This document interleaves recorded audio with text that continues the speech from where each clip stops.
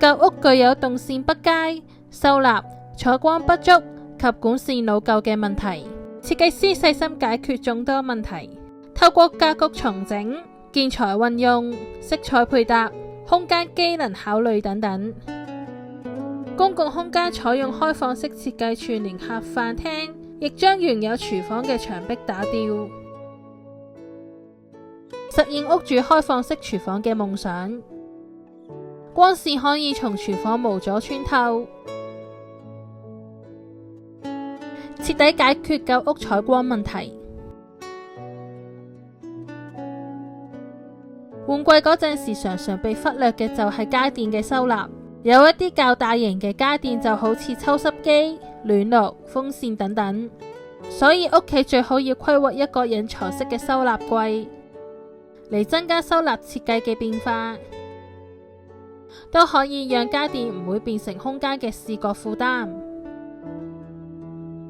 兒童房嘅設計，隨住唔同年齡嘅成長，機能需求亦都唔相同。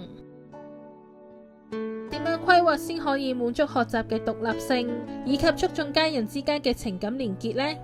當有兩個小朋友一齊住嗰陣，一定會有爭執嘅時候，但又希望佢哋可以一齊成長。上下鋪係最適合，亦最節省空間嘅安排。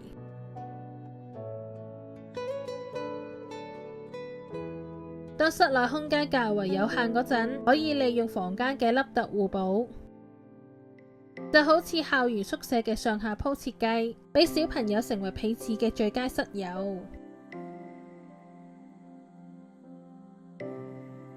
相較於硬質嘅木頭、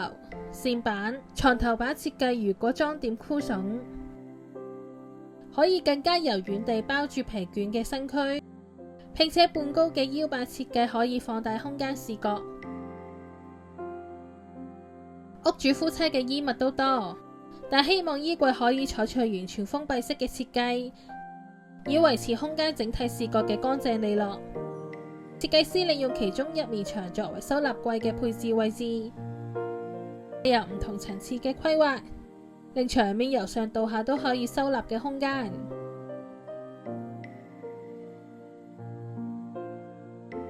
將窗花架整齊鋪齊於牆上方，作為輕間隔嘅材質，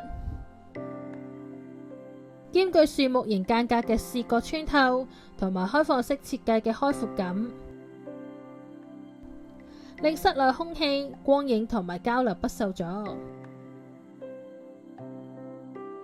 原本嘅浴室冇乾濕分離，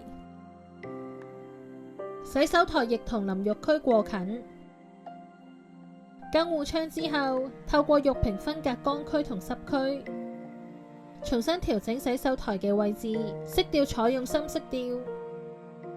創造時髦浴室。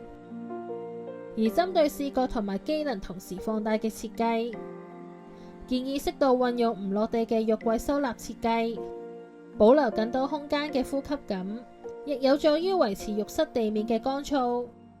並提供更多元嘅收納設計。